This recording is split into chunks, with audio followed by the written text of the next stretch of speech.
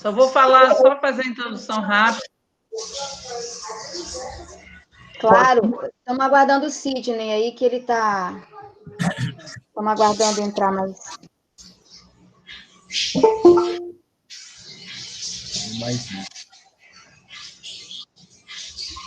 Então, se você quiser ir falando, são 18h02, quer dar um tempinho mais, até 18h05?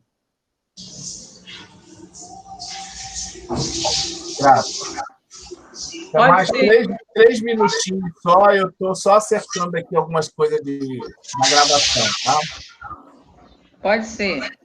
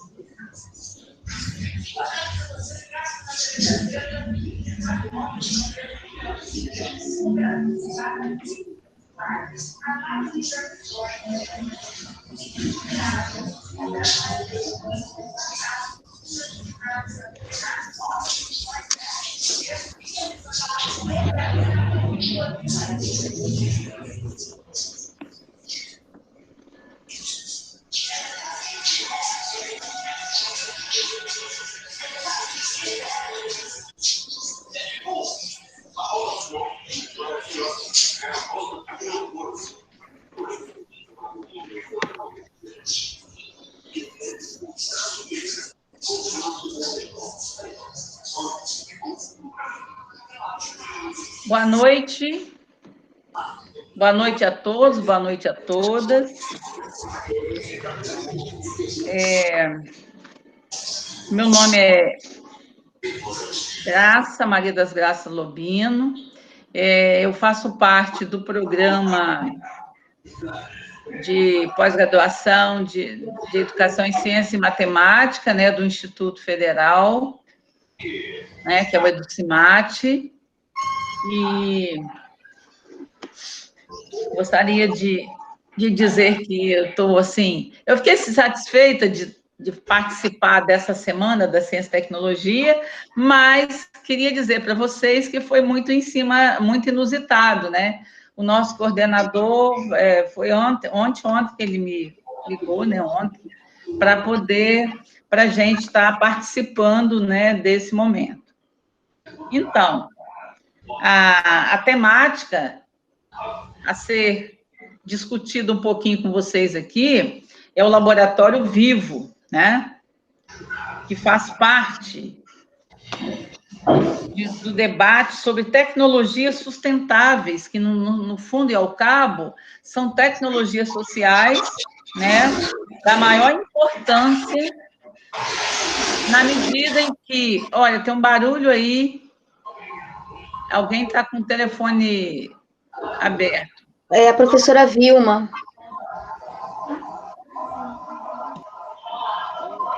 Vilma, fecha o telefone, o áudio, por favor. Só um minutinho, Graça. Eu tô indo. Não, só fechar o microfone.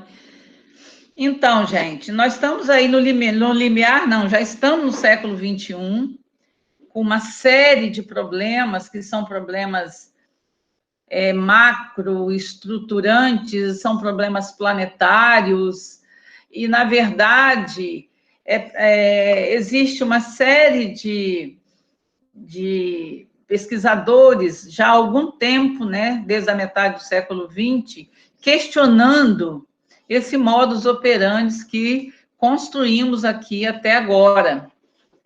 E, nesse sentido, nós que somos da área da educação, né, notadamente na área da educação, das ciências da natureza, então a gente vem tentando, já desde o século passado, vamos dizer assim, né, desde lá dos anos 1990, desenvolver trabalhos relacionados à questão ambiental, como pano de fundo, para que, a partir dali, a gente possa problematizar essas questões. Por quê?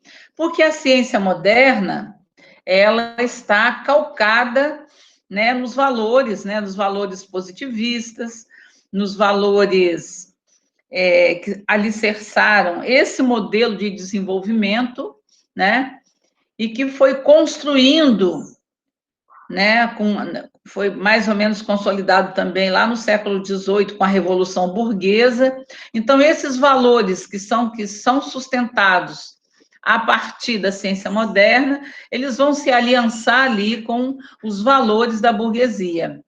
Então, a educação ocidental, ela, na verdade, se materializou, educação formal, né, nos moldes que a gente conhece, como dever do Estado e direito do cidadão, ela se materializou ali, né, nesse período, lá no final do século XVIII para XIX. E aí, com a educação, ela é, na verdade, um arremedo da ciência, né? Já diz o Saviani. Então, a gente também precisa repensar esses valores que foram consolidados e que, na maioria das vezes, a gente repete, né? Porque ele está internalizado, e esses valores, eles são tão naturalizados que a gente sequer percebe. Por exemplo, o conceito utilitarista de natureza. Então, a gente vê a natureza estrito sensu, como se fosse algo para ser usado, para ser submetido, transformado, né? E virado mercadoria. E a gente, sem querer, repete. E como entendemos que é preciso iniciar a desconstrução desses valores na base da educação, e a base da educação a gente precisa, então, formar, discutir com os professores que estão na base, né, através tanto da formação inicial que acontece nas instituições formadoras, que são as faculdades e as universidades, como também nas formações continuadas. E é nesse sentido que nós vimos, através dos tempos aí, discutindo uma forma de trabalhar isso. E lá nos anos 2000 1990 e poucos, bem antes dos PCNs. PCN é de 97, né? Antes dos PCNs, eu e outros colegas da Prefeitura Municipal de Vitória, como professor da área de ciências, a gente já começa lá naquele período questionar a organização do ensino de ciências na forma como ele é disponibilizado para os estudantes, para os alunos, né? Aquela forma, dentro de uma gaveta eu tenho ar, água e solo, na outra eu tenho seres vivos, na outra corpo humano e na outra química e física. E a pergunta que fazíamos na época era por que foi organizado dessa forma, por que química e física só comparece, era a 8ª série, agora é 9º ano, enfim. Quando, na verdade, as crianças estão perguntando sobre isso quando ela tem 4, 5, 6 anos. Ela quer saber como que a natureza funciona e como as relações funcionam, porque não é só a questão da ciências da natureza, é também das ciências humanas, das ciências sociais, que diz respeito às relações, e que lá ela é traduzida na escola através do quê? Da geografia e da história. Então, é preciso que a gente abra, como diz o Chassot, coloca outras lentes para enxergar isso. Que a demanda da criança, a criança pergunta e ela quer saber como é que funciona a natureza. Só que a escola vai e coloca para ela outras demandas. A demanda da formalidade da leitura. Só que vem Paulo Freire e fala: a leitura de mundo precede a leitura da palavra. Então, se ela já está lendo o mundo, perguntando, tipo, né? Por que a água do mar é salgada? Ou por que o passarinho voa? Eu preciso, então, traduzir esta demanda, essa curiosidade inerente à criança em metodologias para ensiná-la a ler o mundo. E ainda colocar a pitada de contradição, né? Para a gente produzir um mundo, criar um mundo mais humano, menos injusto, né? Do que a gente conseguiu construir até agora, né? E é nesse sentido, então, que a gente traz aí a questão do laboratório vivo. Para conversar com vocês sobre isso, eu vou convidar aqui as mestrandas, né? Ludmila Lorenzoni Vaccari e Kênia Carla Alves. Ambas são mestrandas, né, do programa, que eu já falei do CIMAT, e ambas são professoras das redes Municipal de Serra e Municipal de Vitória, atuando nos anos iniciais. Então, com vocês aí, as meninas. Boa noite a todos e todas. Eu sou a Ludmila, que a professora Graça apresentou. A gente já já trabalha, né, e pesquisa junto há um tempo, né, e agora vem consolidando com uma pesquisa de mestrado. E nós trazemos aqui, né, como temática para discussão, o laboratório vivo, a ciência, a tecnologia e o ensino sob a ótica integral e sustentável, né, como a professora falou, sob a orientação dela, e da colega que vai nos auxiliar aqui nessa discussão, né, junto comigo, a Kênia. Então, aqui a gente está trazendo algumas imagens, né, para acender a discussão sobre essa tecnologia social e sustentável que é o laboratório vivo, né, que é uma horta nesse sentido, e que a gente traz aqui que, de forma ancestral, né, os nossos antepassados e hoje ainda é utilizada as plantas como remédio, seja pelos índios, seja pelas avós, pelas vizinhas, né? Aqui nós temos um exemplo de hortas comunitárias, que ainda também vive e é muito presente. No estado do Espírito Santo, isso é fato, né? Isso acontece. Aqui nós temos pesquisadores da Fiocruz, alimentando e fomentando a pesquisa e as descobertas tecnológicas aí para nos auxiliar.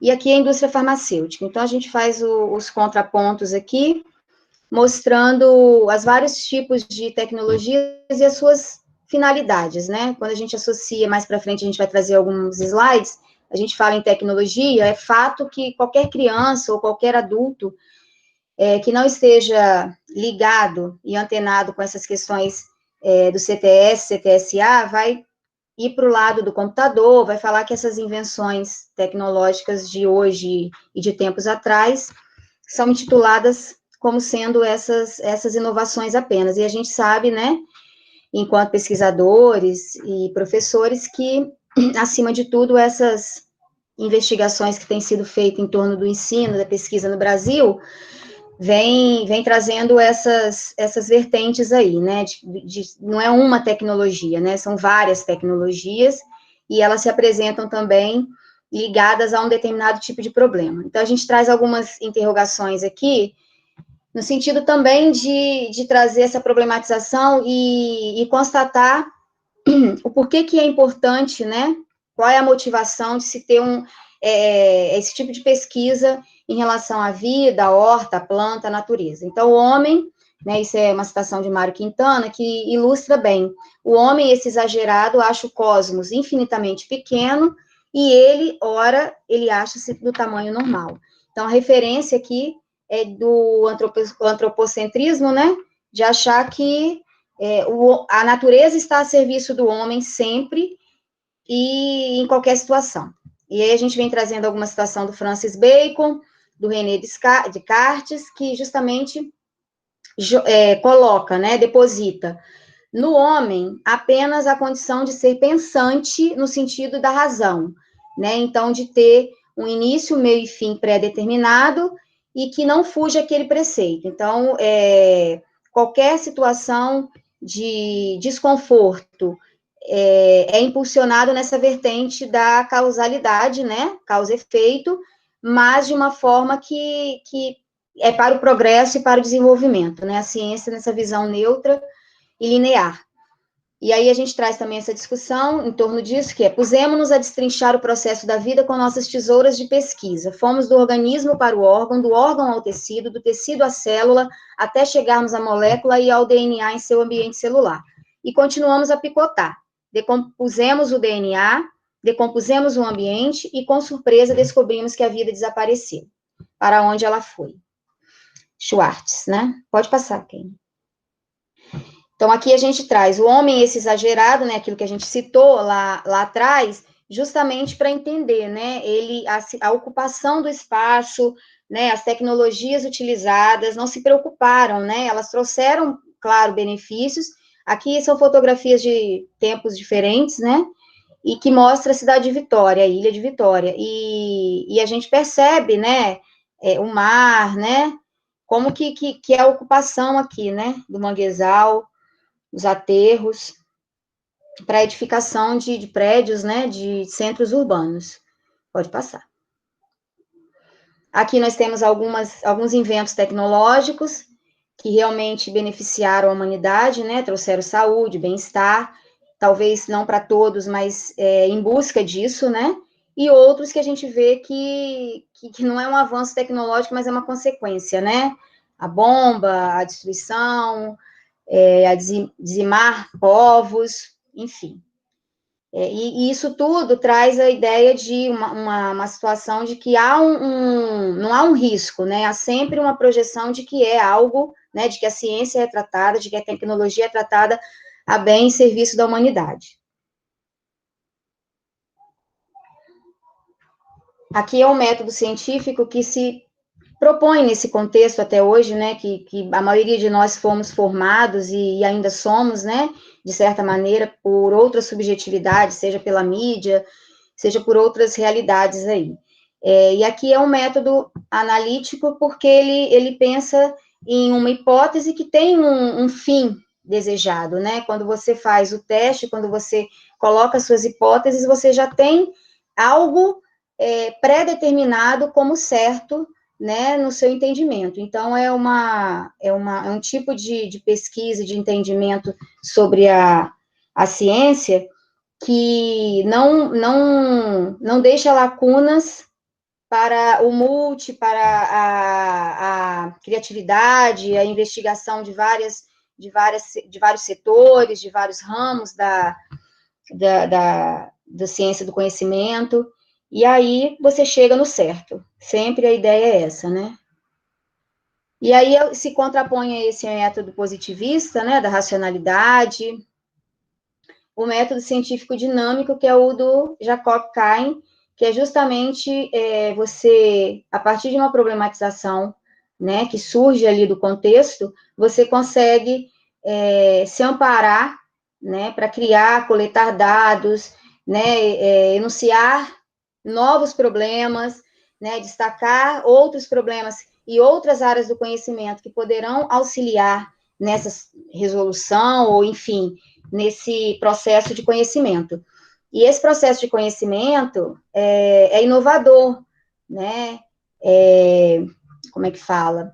É generoso porque ele compartilha, né, de todas as ciências, e ele não parte de um lugar já pré-determinado, né? Ele nasce da necessidade, né, da investigação, da curiosidade. Então, isso na infância, principalmente nos anos iniciais da educação básica, e que a professora Graça salientou no início, isso é muito comum e é muito perceptível, né? Quem tem contato com criança, seja sobrinho, filho, vizinho, sabe que elas são desejosas de conhecimento empírico, né? E que muitas das vezes eles não são resolvíveis ali naquele mesmo momento imediato, mas que ela topa, né? Ela aceita investigar, ela aceita procurar respostas e, mais do que isso, ela aceita problematizar ainda mais, né? Ela não aceita qualquer resposta pronta. E aí a gente tem uma proposta intertransdisciplinar com essa tecnologia social que é o laboratório vivo, né? Então, ele expande, né, o ser biológico, o ser ecológico, né? Ele transcende no sentido de perceber que o homem vive em sociedade, o homem se relaciona com outros homens, com outras mulheres, ele se relaciona com os bens materiais produzidos, e nas relações de trabalho, ele tem a sua espiritualidade, as suas produções também nesse sentido, e ele faz subjetividades acerca do conhecimento que ele produz e sobre ele, né, que é produzido sobre ele. Então, essa dimensão, né, inter e transdisciplinar, esse viés que a gente entende curricular, ele, na horta, ele é muito também latente, porque a vida, né, em todo esse contexto aí social, transcendente, psico e bio, aparece, né, e ressalta, porque a gente trabalha com a cultura popular, a gente trabalha com conceitos que emanam do povo, né, da cultura de um povo, da cultura de povos, e isso aí já tem uma gênese muito potente, né, e aqui a gente traz também a sociedade e o ser humano são considerados produtos de uma tecnologia autônoma em seu desenvolvimento. O progresso social é consequência do progresso tecnológico. Toda invenção tecnológica é boa para si mesma, contribuindo para a geração de riqueza, para o bem-estar, havendo uma relação causal perfeita entre a inovação tecnológica e o avanço humano. E aí a gente traz algumas imagens que refutam isso, né? Que discordam, né? Que não concorrem com essa ideia de progresso, evolução, inovação. São palavras que denotam hoje, né, na contemporaneidade, um outro sentido, né, um sentido meio até maquiavélico, porque quando você produz em sala de aula situações em que você coloca que há um progresso, que há uma melhoria, que há uma intencionalidade, você está produzindo subjetividade de que ele realmente vive numa sociedade de pessoas sempre generosas e que a ciência nunca é passível de discordância, né? Aí Lobino traz também essa questão da física e da química, que a maior parte das crianças, né, isso em pesquisa, fazem perguntas com teor nessas áreas do conhecimento, né? Se a gente for ver a elucidação dos problemas que são elencados pelas crianças na infância, são gerados em torno disso, né? Por que cai água do céu? Por que tem dia e noite? Enfim, então são situações que o tempo todo são e aparecem como origem, né? Dessa fonte, dessa razão aí da gente ensinar e da gente procurar estabelecer esse contato. Pode passar. Vai lá, Kênia. Ele já deve estar enjoado da minha voz, aí depois eu volto. Então, oi, tá me ouvindo? Tá. Então, por que nós vamos propor, nós defendemos, então, o trabalho com laboratório vivo? Loureiro diz assim, enfim, somos a primeira espécie que efetivamente não conseguiu só produzir chitões em massa na natureza, mas universalizar um modo de produção que coloca como possibilidade concreta o nosso fim. Não se trata do fim do planeta, mas de nossa existência e de outras espécies que coabitam a Terra conosco. Nesse sentido, a gente percebe que essa volta às raízes, o trabalhar com a criança naquilo que ela discute, naquilo que ela traz, as curiosidades dela, traz para a gente uma possibilidade, uma potencialidade para trabalhar laboratório vivo, porque ele visa alfabetizar cientificamente esses sujeitos, tendo em vista a necessidade de perpetuação da vida humana, compreendendo que ela é complexa e ela é tecida de uma forma biosocial, psicológica, transcendente, que a Lu acabou de falar sobre a complexidade do ser e do ser humano. Então, o que é esse laboratório vivo? É um espaço com potencial para aprendizagem. E, em todos os momentos, ele não é feito de forma única, ele é sempre trabalhado na coletividade, sempre junto com os pares. Então, nós vamos ver, nós vivenciamos algumas situações que foi a transformação desse espaço da escola em locus que nós fizemos, Vercenilio Silva Pascoal, em Vitória. Aqui existe o processo de transformação desse espaço no potencial de aprendizagem, especialmente de alfabetização científica para ensino de crianças de 1º ao 5º ano. Então, algumas possibilidades que foram trabalhadas, aqui a gente não tem condições de elencar todas, mas nós começamos, dentro desse método científico que nós defendemos, as disciplinas são inter e transdisciplinar. Então, a partir do laboratório vivo, que foi construído, que foi projetado por toda a comunidade, através de um curso de extensão que foi dado, Plantando Conhecimento, Colhendo Cidadania, pelo IFES, CEFOR, em coordenação da professora Graça, nós conseguimos fazer alguns trabalhos. Por exemplo, o caminho da macarronada, que Jacob Kain vem falando, vem trazendo, nós podemos trabalhar sistema nutricional, digestivo, circulatório, respiratório, excretor e diversas outras formas de elencar e de situar as questões das crianças. Então, só para poder visualizar e vislumbrar, porque são várias coisas que a gente pode linkar e as vertentes são inúmeras. Então, você pode fazer a transformação de uma matéria, a passagem da matéria de energia para um ser vivo para o outro, movimentando esse espaço que vocês estão vendo na tela do lado direito, a origem daquilo que nós nos alimentamos e como que esses seres se alimentam, plantas, como as galinhas, então eles se transformam, são processados, e a gente tem toda essa cadeia aí auxiliando o entendimento da criança. O círculo que, por exemplo, aí a gente pode trabalhar com as crianças, fotossíntese, oxigênio, respiração celular, então as possibilidades são inúmeras.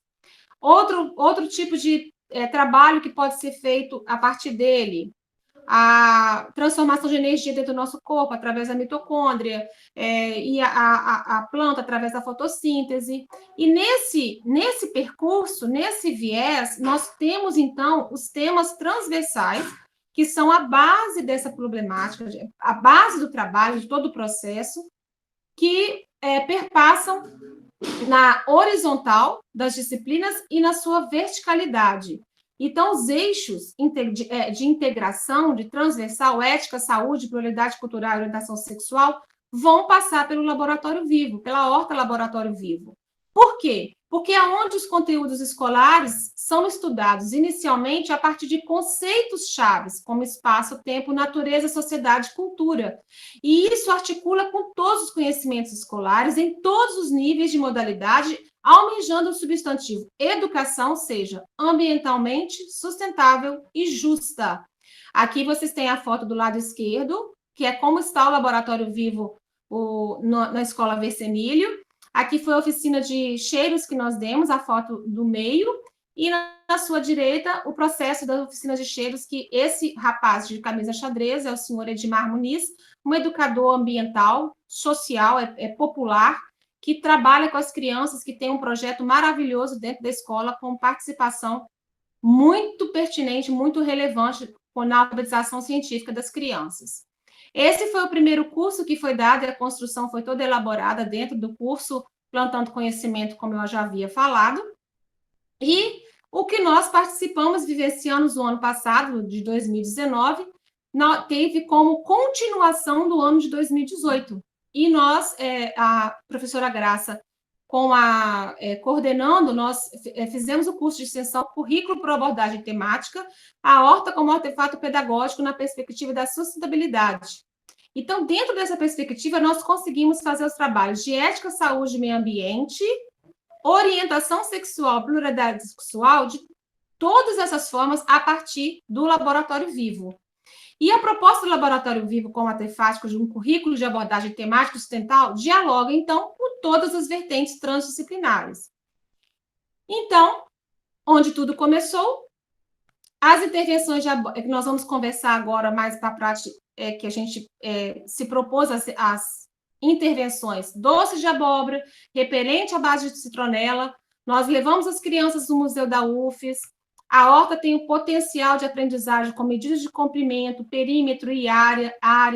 Aqui na direita tem as crianças fazendo análise das flores, das plantas, das folhas, o que tem cheiro, o que não tem. E embaixo, na utilização do microscópio que a escola possuía e as crianças fizeram uso desse instrumento para auxiliar no processo de alfabetização científica. E como que nós nos fundamentamos isso aí? Todo o processo.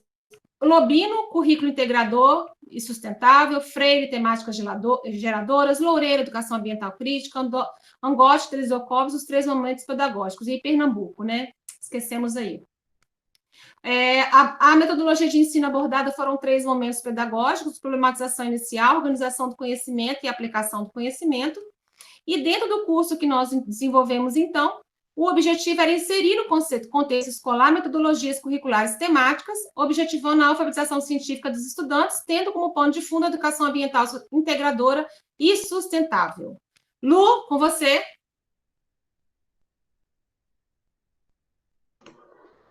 E aí a intervenção, né, pedagógica que a gente vai trazer um pouquinho agora, mostra aí nas imagens os processos as situações de estudo, né?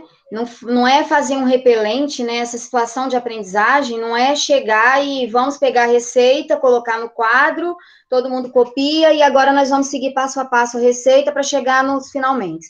Então, isso nasceu de uma problematização, como a Kênia falou, teve uma situação do seu Edmar, né, que é um educador popular, e que participou ativamente, membro da comunidade escolar e da comunidade do entorno, membro ativo do movimento Joana d'Arc em Foco, né, porque essa escola fica situada lá, e a necessidade partiu justamente desse movimento da comunidade em construir uma horta, né, era o desejo de construir uma horta, e o espaço da escola foi potencializado justamente por conta dessa possibilidade de unir, né, os dados populares, o conhecimento popular com o conhecimento científico.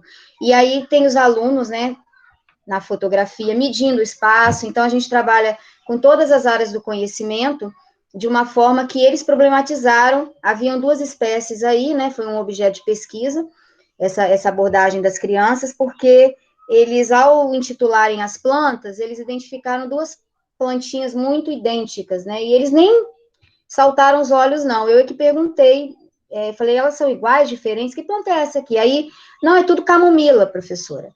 E aí eu falei, será que é mesmo? Vamos cheirar, vamos tocar, vamos pegar uma folha e partir, comparar. Então, eles fizeram esse movimento lá, e aí, no meio dessa investigação empírica, né, sensório, eles falaram, o cheiro está diferente. Um é um cheiro mais forte, outro é um cheiro mais fraco. E aí, a partir dessa problematização, então, o que vai identificar como as duas sendo diferentes? Alguns estão falando que é parecida, outros já estão identificando que a folha, uma é mais larga, a outra é mais clara, que não é igual, mas o que a gente vai fazer? Então, a gente partiu para uma pesquisa, investigamos, eles fizeram uma pesquisa familiar, fizeram uma pesquisa também tecnológica, foram no computador, e aí esses recursos que eles foram manipulando, eles identificaram que as duas espécies não eram iguais e que uma, né, era muito utilizada como repelente, e aí depois eles fizeram todo esse trabalho de trazer embalagens, trabalhar com medidas padrões, para a gente identificar a quantidade de repelente que a gente ia fazer, como que a gente ia fazer, né, e aí, dentre esses vários componentes, entrava fração, entrava porcentagem, entrava padrões de medidas padronizadas, né, socialmente, e outras que não. Né? Então, eles mediram o perímetro com pés, mediram com a mão, mediram com fita métrica, com trena, com régua, fizeram vários tipos de tentativas aí, até a gente perceber que tinha uma padrão, né, e por que era. A gente fez todo esse intento aí. E aí a gente teve a aplicação do conhecimento, que foi o chá das avós, né, juntamente com os alunos do primeiro ano, professores, profissionais, o educador popular, pesquisadores, que foram lá, né, para trocar mesmo saberes, né, aí foi um momento de troca, porque os alunos passaram todas os aprendizados, né, para as famílias, né, como sujeitos do conhecimento mesmo. E aí a gente tem, né, como consequência desse trabalho, sujeitos alfabetizados cientificamente, uma sociedade mais sustentável, porque os alunos manipulam a terra, eles sentem responsáveis e corresponsáveis pela vida, né, a todo momento eles sabem de onde vem o alimento, como se produz o alimento, os remédios, né, de farmácia, como eles falam, os remédios caseiros de casa, quais as diferenças, quais as implicações desses medicamentos, né, e o uso da terra, né. O ser humano é, segundo Morin, um complexo sistema organizacional do pensamento, onde o todo é maior ou menor que a soma das partes. Então, quer dizer, a totalidade o tempo todo é trazida, né? A gente trabalha ali o micro, mas a gente vai lá para a situação, por exemplo, da fome, né, no planeta. Ou então a gente trabalha a questão do bairro de uma maneira mais complexa. O lixo gera um mosquito, mas o mosquito, o problema vai ser resolvido em plantar citronela, sair plantando citronela, ou é outro tipo de conclusão que a gente tira do lixo, né, que é o despejo do lixo no bairro de Joana d'Arc é muito, muito frequente em local impróprio, né, no manguezal, nas ruas, a gente travou essa discussão também. Pode passar, Kenny, pode acelerar aí um pouquinho.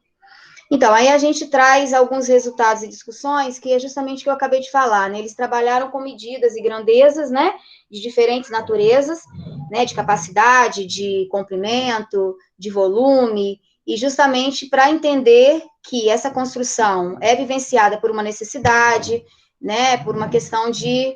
Pode acelerar, Kênia. Já estamos acabando, professor. Aí são eles fazendo, e a receita, né, manipulando as medidas, e aqui a gente tem algumas frases que a gente trouxe para os estudantes, que é justamente para trazer algumas indagações que eles fizeram, né, no sentido da investigação, seja no início, no meio ou no final, né. Então, discutindo sobre padronização, muitos deles respondiam, todo dia escova o dente, o que era a padronização, né, todo dia estudamos, todo dia escrevemos. O outro falou, as pessoas terem o mesmo cabelo e cor. O outro, para mim é beleza. O outro, sendo a mesma coisa, tipo, a professora Ludmila não deixa a Dani falar quando ela levanta a mão. Ela levanta a mão e ela deixa a outra falar todo dia. Aí foi uma crítica. E aí tem outras também, pode passar, Kênia. Já está acabando. E aqui eles foram tecendo comentários também sobre o álcool, a volatilidade das substâncias, né? A questão da fórmula, H2O, se a água e a garrafa da bebida H2O eram as mesmas coisas, e a gente foi tecendo vários comentários, pode passar, várias descobertas. E aí, né, a gente traz aqui a questão das crianças mexendo com a terra, manipulando a vida com responsabilidade, né, se sentindo, como eu falei, corresponsáveis. As curiosidades e investigações sobre a vida acontecem em loco, né, não é fomentada em laboratórios previsíveis ou pré-determinados, né, e o surgimento das cidades e prédios e centros urbanos foi afastando o homem do ser em detrimento do ter. Né, e hoje é necessário essas tecnologias sociais justamente para a gente tentar voltar, né, esse homem que é também natural, né, para a sociedade. E aí esse modelo de desenvolvimento econômico, dito sustentável, se esgotou, e as crianças, pela idade, compreendem mais fácil isso, pois viveram menos a cultura dominante, suas subjetividades são constituídas pela concretude e interação, basicamente. Então, a criança é mais honesta, né? Ela está iniciando aí essa formação da personalidade, da subjetividade. E aí a gente traz as tecnologias ativas para ativarem o quê, né? Determinar quais problemas queremos resolver é fundamental quando falamos em tecnologia. Pode passar. E aí nós temos os referenciais teóricos, obrigada. E desculpe aí eu ultrapassar um pouco o tempo, tá?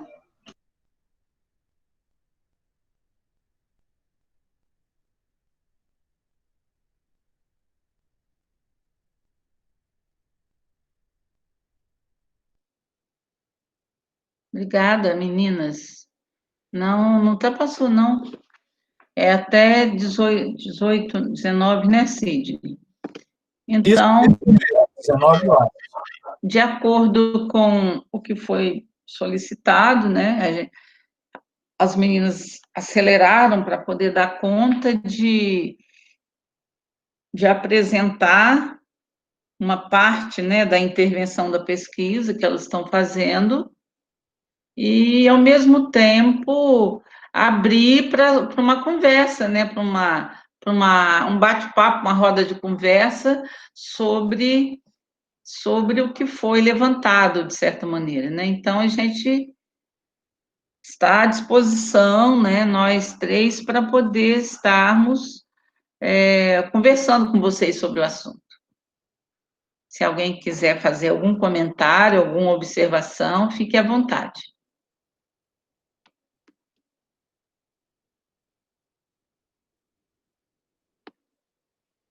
Eu não estou acompanhando o chat, né, porque não sei se tem perguntas no chat. Mas, Graça, interessante é falar um pouco sobre essa potencialidade do ensino de ciências no ensino fundamental, né? Porque, em geral, a gente não vê muito esse tipo de trabalho que vai articular isso lá no ensino fundamental, inclusive abordando temáticas como essa. Então, falar dessa contribuição, dessa possibilidade, eu acho que isso é interessante, né, no ensino fundamental.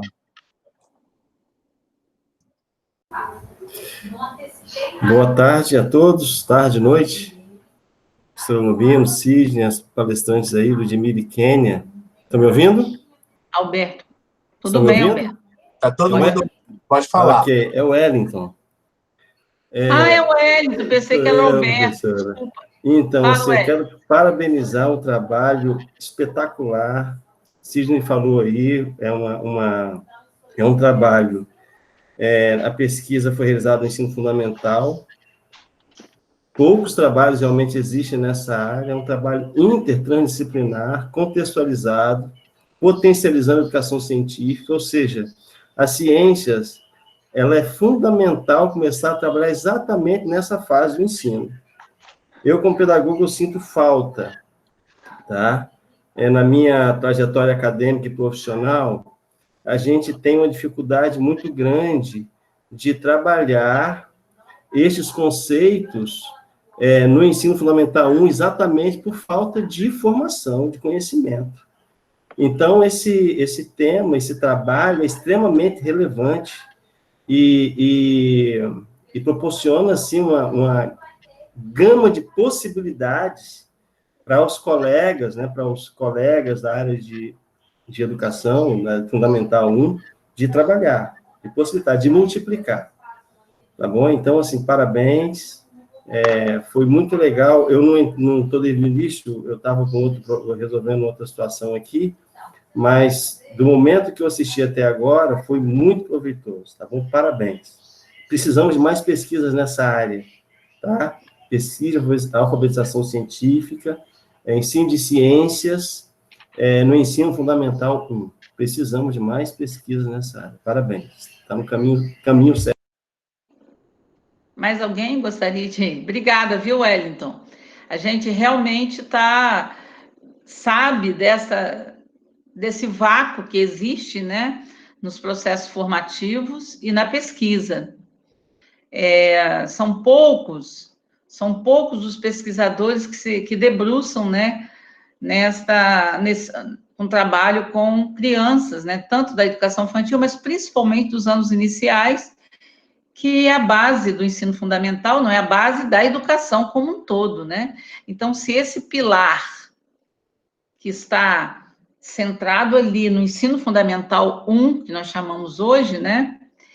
E ele tem essa lacuna, esse vácuo, claro que tudo que vem depois vai ficar balançando o prédio, né? Então, e se você pegar um pouco da história das ciências no Brasil, ela se consolida, né, como campo, assim, segundo a Krauss-Schick, na década de 50. Porque até então, né, a nossa estrutura, né, curricular era muito voltada dentro de uma perspectiva mais das línguas, né, das artes, isso antes da guerra. E depois ela passa a voltar para a questão do trabalho. Tem um autor que eu levei para o pessoal do século XXI, que esse autor ele faz uma análise que o século XX foi todo voltado para a questão da ciência do trabalho, ou seja, da perspectiva do trabalho humano. Então, a educação ela vai absorver isso. E nós, né, latino-americanos aqui do Sul, menos ainda, porque nós não temos tradição científica. Dentro dos trabalhos que eu já fiz, que eu pesquisei, inclusive no meu mestrado, eu encontrei isso, eu fui investigar para saber por que a química e a física só comparecem no último ano do ensino fundamental, assim, em termos formais. Embora ela esteja de forma difusa, mas ela só aparece com essa terminologia no 9º ano. E aí eu descobri, eu fui investigar em vários lugares e uma historiadora da educação me deu essa informação. Ou seja, no início da República, no Brasil, naquela época a gente sabe poucas pessoas tinham acesso à educação, né? Mas houve uma cobrança de que tivesse ciências naturais na educação. A resposta que essa historiadora me deu lá, que eu consegui ler e transpor a fala dela de forma até literal, é a seguinte, dizia o seguinte, Comte, que foi o precursor do positivismo, recomenda que se ensine ciências naturais após os 14 anos, está lá, escrito literalmente. Antes era desenho, música e uma outra coisa lá, entendeu? Então, a gente realmente não tem uma tradição de ensino de ciências. E aí, quando você pega outros autores, ele vai corroborar essa não tradição de ciências, né? Em outros campos, para dizer o seguinte, na medida que você estuda ciências de uma forma crítica, mostrando que o conhecimento científico é também histórico, né, ele tem uma história, você toca ali no interruptor, a lâmpada acende, mas nem sempre foi assim. Então, você tem uma história, né? E o conhecimento científico, ele é histórico e é social, ou seja, nessa vertente, nessa perspectiva, assim, se você começa a estudar ciências desde lá da base, como a criança, nas demandas que ela tem, você já vai trabalhando com as crianças, assim, o que é um granito? Nós que exportamos granito, né, e mármore. O que é um granito? O que é um pedaço de brita? De que ela é composta? A criança adora isso. Separa ali os minerais que a formam, vão pesquisar onde é que está o quartzo, o que é isso, sabe? Só que isso não é feito, infelizmente. Então, a gente precisa trazer aproveitar a demanda das crianças, formar os professores, que é um detalhe que não é detalhe, formar professores para mais de método, né? A gente sabe e sabe por quê também. Então, é preciso, sim, investir nesse processo, né? Trabalhando com a base da educação, que são aqueles professores que vão atuar ali no ensino fundamental. Não pense que no ensino fundamental 2 seja diferente, que não. Porque a área das ciências, ela é ocupada quase que sempre, né, com as pessoas que fizeram ciências biológicas. O curso de ciências biológicas, ele é um excelente curso para formar o biólogo e o professor de biologia. Só que ciências, ela é uma disciplina eclética, aberta. Então, é preciso, tem umas 3 ou 4 universidades brasileiras que já começaram a fazer esse tipo de reflexão, né? Então, ali, o que o professor de biologia, via de regra, faz, né? Ele vai trabalhar uma metodologia descritiva e não problematizadora, né? Em uma metodologia que você só descreve, você também não contribui para a problematização e para aumentar a demanda, a tesão do conhecimento. Você não tem essa, né? Então, e aí o ensino de matemática é mais fácil, porque a matemática da primeira série é o último ano. A metodologia é outra conversa, mas é a mesma terminologia, agora as ciências não. É muito mais complexo, certo?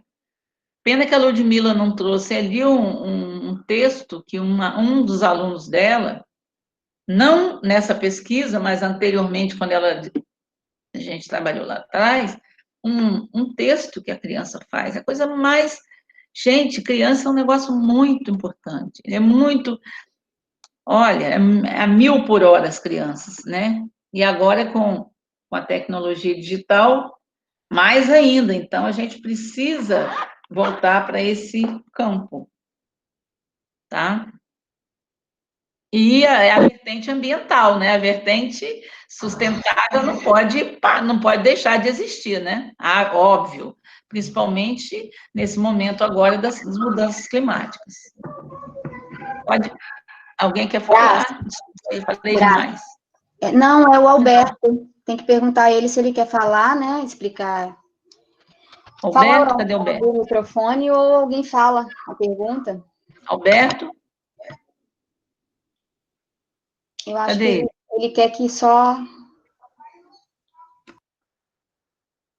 Está sem microfone. Ele está sem microfone. Alberto, ele está sem... Então, ele pergunta qual foi a maior dificuldade, né? Acho que é em relação ao desenvolvimento da pesquisa, né? Que a gente mostrou aqui um pouquinho, em trazer a criticidade social durante o processo. Boa Você pergunta. quer responder, Kênia? Ou a gente divide aí? Boa pergunta. Pode falar. Não, eu assim... Não, a gente se complementa aí. A gente se traduz. Na verdade, no ambiente de escola, a gente tem os setores, né? E fazer essa pluralidade, né? Vir à tona em prol de alguns objetivos que você considera importantes e relevantes é o mais complicado. Então, assim, em relação aos estudantes, né? Aos alunos, a essa faixa etária aí que a gente trabalhou, de 9 a 10 anos, 11, a gente não vê dificuldade, não, né, nesse processo de freiriano aí, de trabalhar, de reinventar, né, o espaço escolar em um espaço de diálogo, não é um diálogo em que o professor se faz prioridade, né, claro que ele é relevante, em suma, mas é ouvir, é escutar, é o caminho seguido ali, lado a lado. Então, a gente tem alguns exemplos, por exemplo, eles fizeram uma conexão com a flor da abóbora, né, que que tinha o macho, a fêmea. Então, ali naquele espaço, vários alunos começaram a rir, brincar, né? Essa questão da sexualidade, essa questão da mudança, né? Que eles vivem, hormonal, enfim, já é uma mudança que eles riem de tudo e de todos, e em relação a esses temas também, a essas temáticas. Então, quando eles identificaram ali, né, a flor da abóbora macha, a fêmea, e aí perceberam os órgãos ali, e aí as meninas começaram a falar, nossa, aqui parece não sei o quê, aqui parece... Aí os meninos começaram a rir, aí elas começaram a rir. Posteriormente, aquele momento ali de descontração, descoberta, relevância, o que aconteceu? Nós fomos estudar um pouco mais, e aí, numa desses estudos, dessas análises, uma das alunas falaram, ah, professor, então a flor... Então, é por isso que eu estou ovulando, eu tenho óvulo também. Então, ela fez a comparação, nesse momento, com o aparelho, né, reprodutor da planta. Então, aí, é um momento, e aí eu não sei se eu estou trazendo para você a resposta, mas os indivíduos nessa faixa etária, né, como eu falei anteriormente, eles traduzem, né, o que sentem, o que vivem, o que conhecem, o que não conhecem, a partir de uma confiança, né, essa confiança que é gerada pelo diálogo. Então, assim, e como que você faz esse currículo acontecer, né? Você parte de quê? De premissas absolutas, né? Lineares, ou você parte do encantamento, enfim, de um questionamento, ou de uma afirmação, né? Então, assim, a gente pensa também que o problema é só uma indagação, mas muitas das vezes ela é uma afirmação que pode ser contestada, e ali, dentro da contestação, você reafirma outras coisas, outros conceitos que você quer trabalhar, né? Por exemplo, a questão da padronização, foi um assunto muito, e a Graça destacou esse texto, bastante relevante nessa época, e que a criança constata, né? E você vê, foi na década de 90, né? Início do século 21, né? Foi em 2000 e pouquinho, e hoje as crianças fizeram quase as mesmas indagações, né? Em relação aos padrões sociais, em relação aos padrões de beleza. Então, eles vivem isso na pele, né? A criança vive e sente. E muitas das vezes, não tendo espaço para se conectar com essa realidade vivida, eles apresentam o quê? Apatia, desconforto, né? Rebeldia. Teve esse momento também. Então, assim, eu não tive problema nenhum, não, em relação a isso, né? Agora, em relação a alguns colegas, em relação à rotina, né, e a dinâmica da escola, é muito complicado, né? Kênia, se quiser também ilustrar, acho que já está acabando também, pode. Só agradecer mesmo a oportunidade de demonstrar um trabalho tão rico e tão potencial como esse, e o nosso tempo já se findou.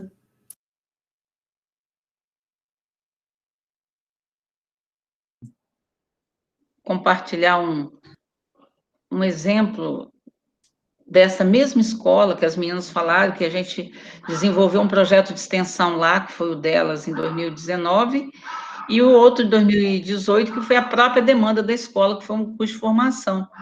Aí eu gostaria de socializar de compartilhar o seguinte: nesse primeiro ano, 2018, a outra pesquisadora, né, Yara, e a Evelyn também participou das oficinas lá.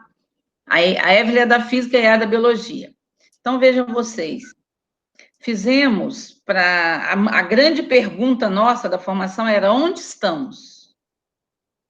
Para nos situarmos, né? Para depois ir para o espaço da horta para poder fazer a metragem, tal e tal. E aí, para nos situarmos, a gente bolou uma ida ao planetário com as crianças dessas turmas. E a pedagoga falou assim, não, mas eles não sabem nada não, não sei o quê, não sei o que. Aí eles foram para lá e tal, e para ver para situar o sistema solar, o Sol, porque a gente precisava do Sol para estudar as plantas, né? Por causa da fotossíntese. Aí eles foram, tal, e aí nós falamos assim, qual é o gancho que a gente vai puxar, né, no pós-campo, quando chegar do... Menino, a Kênia, desculpa, a Evelyn, que é professora de física, ela montou aquela caixa de Câmera escura. Hã? Gente velho vai perder. Câmera escura. Aquela câmera escura, ela montou uma câmerazinha escura, ela não, com os meninos.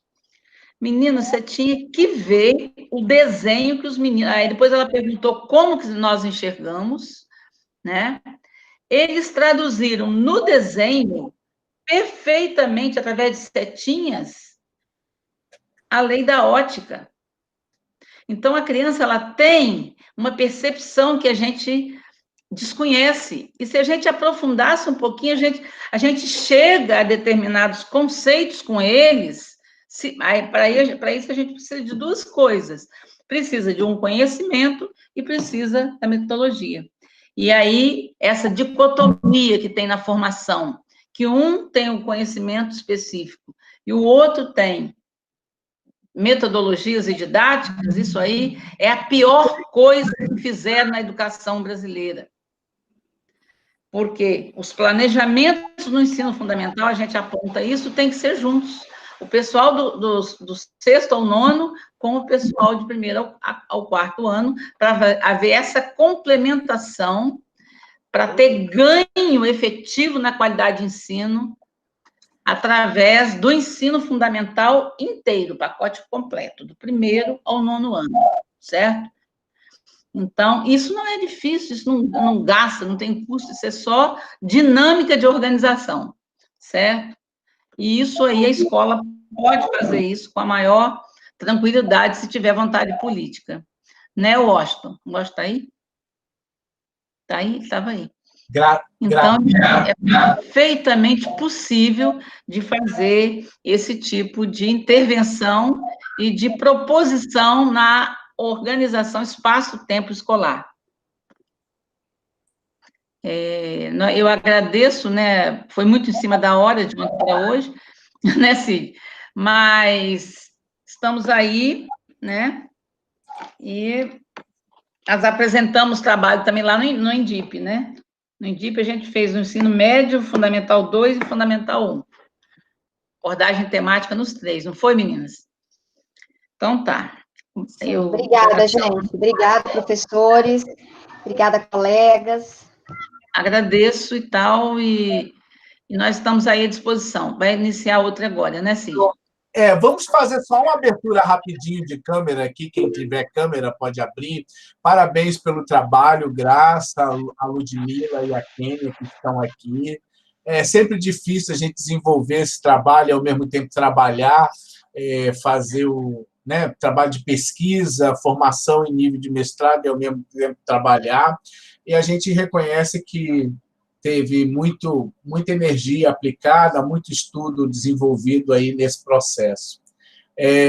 Ensino, pesquisa, extensão e ensino, né? Junto. Vamos tentar abrir aqui, todo mundo a câmera, para a gente fazer um registro, para eu botar lá no YouTube. Está sendo gravado lá para o YouTube. Tá bom? Pode ser? Eu não sei. Eu não sei entrar aí, não. Abre na sua câmera. É só abrir a sua câmera. Só isso. A câmera está aberta. Nós chegamos a ter 25 pessoas. Tem 20. Não, está não. Está fechada. A sua está fechada.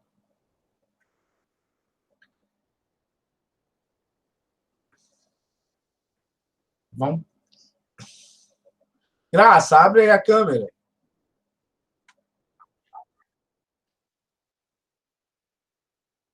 Tudo bem? A velha aqui não está sabendo abrir, não. Olha, está aberta. Para mim, ela parece aberta. Não, é só lá embaixo. Você vai lá embaixo, aí clica na câmera que vai aparecer. Agora abriu. Pronto. Agora todo mundo ri. Aberta. Todo mundo ri. Ó, até o Wellington abriu a câmera lá, olha só. Está aparecendo só a boca dele. Ele tem que baixar um pouquinho, né? Mas tá tudo bem aí, ó. O Alberto tá lá. Eu estou aí? Não, tá aparecendo normal, ô Cisne? Como é que tá? Tá normal aí? Não, agora tá Melhorou? muito em cima. Tá muito em cima. Até a Elaine está aqui. Ó, Elaine. Boa noite. Tudo bem? Bom te ver. Aí. Cadê? A Fabrícia não tá com cã, não? Virgínia, parabéns. Vilma está aí, ó, que legal. Ó, todo mundo, Deise. O Eu Renato. tô aí, não, tô. Hã? Eu tô aí. Tá sim. É só vocês verem mais ou menos que tem que estar no meio do negócio. Não pode ficar embaixo nem em cima, tem que ficar mais ou menos no meio. Essa que é a ideia. Tá bom, então, vamos tirar uma foto agora. Todo mundo rindo. Perfeito.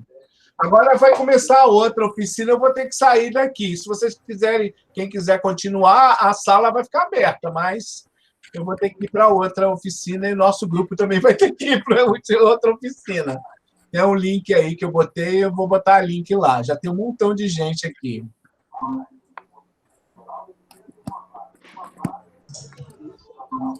Tchau, valeu, gente. Abraço. Abraço. Até a próxima.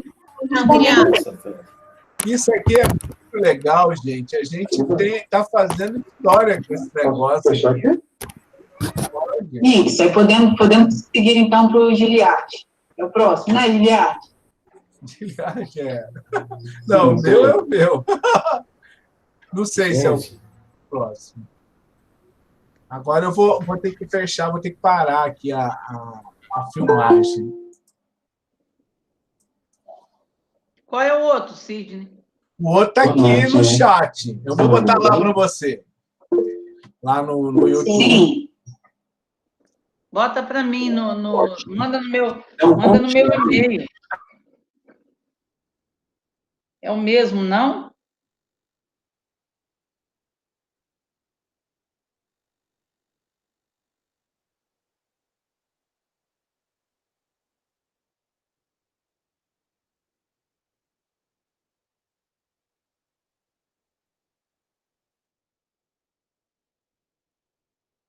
Gente, eu estou nervosa.